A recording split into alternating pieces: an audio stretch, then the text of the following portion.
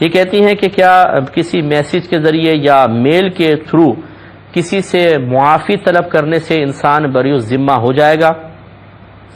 دیکھیں یہ طریقہ کار بالکل غلط اب ہمارے ہاں رواج پا رہا ہے کہ ایک آدمی دوسرے پہ زیادتی کرتا ہے، اور پھر یہ جیسے ایام آ جاتے ہیں، کوئی شب برات کے آ گئے، شب معراج آ گئی، رمضان قریب آ گیا، تو میسج خالی کر دیتے ہیں جی مجھے معاف کر دیں جتنی میری کوتاہیاں ہوئی ہیں، اللہ تعالیٰ آپ کو جزائے خیر عطا فرمائے۔ بعض دھمکیاں دیتے ہیں، اگر آپ مجھے معاف کر دیں، اگر معاف نہیں کریں گے تو بروز قیامت آپ کی گرفت ہو جائے گی۔ واہ بھائی واہ، مجرم جرم بھی آپ نے کیا ہے اور پھر اس مظلوم کو بیچارے کو آپ بلیک میل بھی کر رہے ہیں۔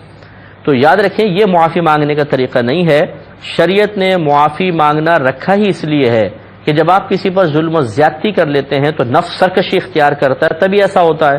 اب نفس کو ذلت بھی محسوس ہونی چاہیے، اور ذلت اسی وقت محسوس ہوگی جب آپ سامنے آ کر معافی کی کلمات اس کے سامنے کہیں گے۔ ہم اپنی اصل میں یہ ناک اونچی ہوتی ہے اور نفس یہ پسند نہیں کرتا کہ میں کسی کے سامنے جا کر اس طرح معافی کی ذلت کو برداشت کروں، تو وہی مشورہ دیتا ہے بس ایک میسج کر دو، ٹھیک ہے۔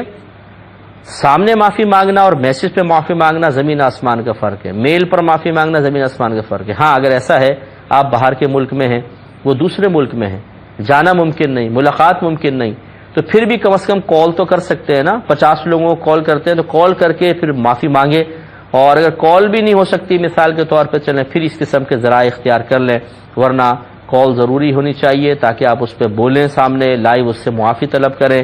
یا انٹرنیٹ پر اگر آپ ہیں، جیسے نامحرم کو کوئی مسئلہ نہ ہو، لڑکی لڑکی سے، عورت عورت سے معافی مانگے، مرد مرد سے مانگ رہا ہے، تو اسکائپ وغیرہ پر سامنے آ کر معافی مانگے تاکہ نفس کو ذلت کا احساس ہو اور سامنے والا خوش دلی کے ساتھ پھر معاف کرنے کی طرف مائل ہو جائے۔